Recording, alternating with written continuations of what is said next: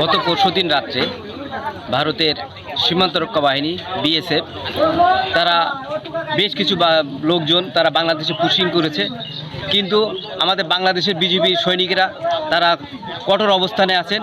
তারা তাদের যে টল এবং নজরদারি করছেন, তারা এ পর্যন্ত বাংলাদেশে প্রবেশ করতে পারেনি, তারা সীমান্ত রেখার মধ্যে রয়ে গেছে। তো এইটা থেকে ভারত বাংলাদেশ সরকার যতক্ষণ পর্যন্ত এটা সমঝোতা না হবে, তারা বিএসএফও ব্যাক নিচ্ছে না, বিজিবিও ব্যাক নিচ্ছে না। বিজিবি আমাদের বাংলাদেশের বিজিবির কিন্তু তারা কঠিন অবস্থান রয়েছে এবং কঠিনভাবে নজরদারিতে রেখেছে তাদেরকে। তো এই আমরা যে দৃশ্যগুলো দেখছি, আমরা সীমান্তবর্তী মানুষ, যে এই যে দুর্ভোগ, তাদের কাছে শিশু আছে, বৃদ্ধ আছে, তারা কিন্তু এই খাওয়া, তারপর পানি, এগুলো কিন্তু প্রচুর কষ্ট ভোগ করছেন। লোকগুলো রোদি কুচব্যাক আজ দুদিন ভোগছে, আজকে কেউ পানিও না, কেউ খাওয়ারও না, কিচ্ছু না। কি দৃশ্য, সব মানুষ আসছে দেখছে। ওরা বাংলাদেশেরই মানুষ, আপনার হচ্ছে বিএসএফ এর কাছে ওরা যে কোনো কাজে ধরা পড়েছে, যাই হোক কুচব্যাক দিয়েছে, দেওয়ার পরে এখন ওদের ওখানে ওইভাবে রেখে দিয়েছে বাংলাদেশের বিজিবি।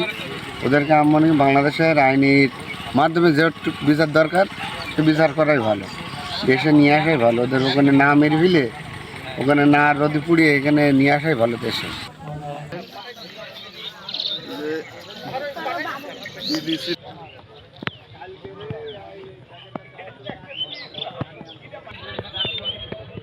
লাইভ হবে তো একটু পরে, এইভাবে দাঁড়িয়ে থেকেন এক